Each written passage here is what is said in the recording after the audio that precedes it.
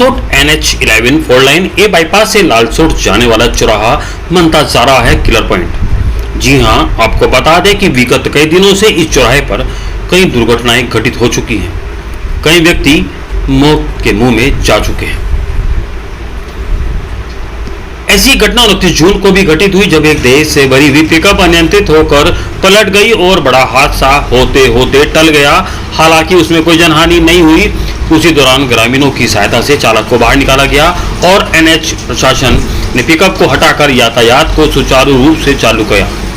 बल्कि NH प्रशासन ने लालसोट की तरफ से आने वाले वाहनों के लिए अलग से रोड बनाकर अंडरपास बना दिया, जिससे कि वाहन रॉन्ग साइड ना आए। लेकिन वाहन चालक लापरवाही करते हैं और उस रोड का इस्तेमाल न करके लालसोट की तरफ से रॉन्ग साइड आते हैं, जिस वजह से हादसे होते रहते हैं। लेकिन फिर भी ना तो NH प्रशासन और ना ही स्थानीय प्रशासन का इस ओर ध्यान है। अगर साफ शब्दों में कहा जाए तो इतनी घटनाएं घटने के बाद भी प्रशासन आंखें मूंदे बैठा है।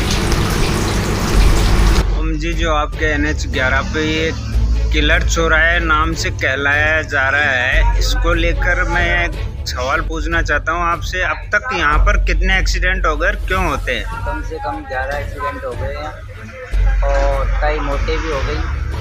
उसमें कई गाड़ी भी एक्सीडेंट हुई है, दुर्घटना हुई है। और ये क्या है कि रॉन्ग साइड चलते हैं और इसीलिए एक्सीडेंट होते रहते हैं ये। और क्या है कि उधर पुलिया की तरफ ओके रोड दे रखा है इनको, लेकिन उसको उस पर न चलकर दूसरे आउट साइड चलते हैं, इसलिए एक्सीडेंट होते हैं। अक्सर इसी वजह से एक्सीडेंट होता है कि और साइड चलने की वजह से? नहीं, गैर साइड चलने से ही एक्सीडेंट होते हैं। तो जैसे कई साधन पुलिया के ऊपर होके भी निकलते हैं, उधर से गाड़ी आती है, तो उसको लेके क्या कहना है आपका? उसको लेके ये कहना है कि जैसे आउट साइड गाड़ी आ गई और वो गाड़ी साइड से आ रही है, तो ये दोनों आपस में भिड़ जाती है, तेज गति से आती है। तो क्या है कि अपने आप को नियंत्रण नहीं कर पाती है और न ही ब्रेक लग पाती है, इसलिए ये आपस में भिड़ जाती है। अब से पहले कितने दिन हो गए करीबन घटना हुए? अब अभी कम से कम 2-10 दिन हुए हैं। तो एक एक्सीडेंट हुआ है वहाँ, तो वो क्या है कि अपने 2-5 दिन हुए हैं सॉरी। तो दहेज का सामान लेकर आ रही थी सवाई माधोपुर से गाड़ी, तो अचानक अनियंत्रण होके पलट गई। किसी के कोई हादसा नहीं हुआ और सामान में कुछ भी मतलब सुरक्षित नहीं हुआ।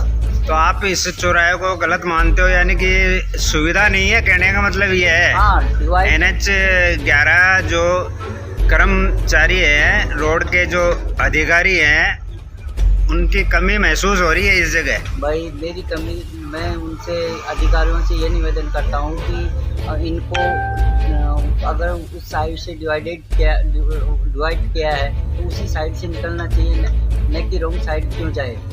इसलिए हादसा भी बच जाए और अपनी गाड़ी को भी कुछ दिक्कत नहीं होनी चाहिए, ये मेरा कहना है। ये किससे कह रहे हो आप ये बातें?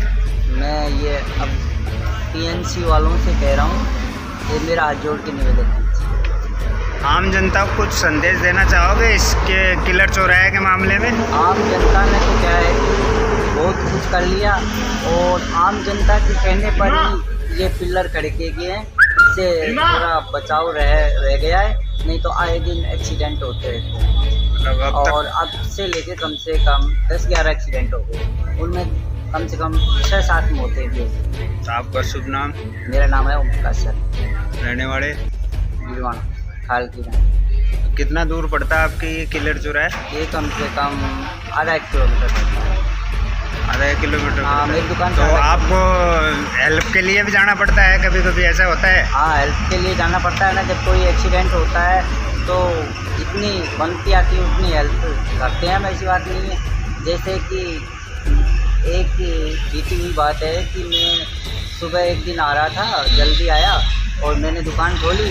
उधर से क्या है कि ट्रक पेप्सियों का भर के आ रहा था, तो वो पेप्सियों का ट्रक है ना, जो अनियंत्रण होकर वो उधर की साइड पलट गया।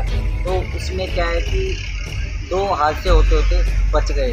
तो उनको हमने क्या है कि ग्रामीणों की सहायता से हमने उन पेप्सियों को हटाकर उनको बाहर निकाला बाहर निकालने के बाद में उनमें से एक को निकाला, एक ने बोला एक और है। फिर हमने और मकसद के बाद उनको पेप्सियों को हटाकर उसको भी एक मोटरसाइकिल के नीचे से निकाला है, तो सुरक्षित निकाल लिया, कोई दिक्कत वाली बात नहीं। हालांकि चोटें जरूर आई, ये मेरा कहना है। चोटें तो आती है। चलो ठीक है, आप थैंक यू, धन्यवाद आपको इस चीज़ के लिए, आपने समय निकाला।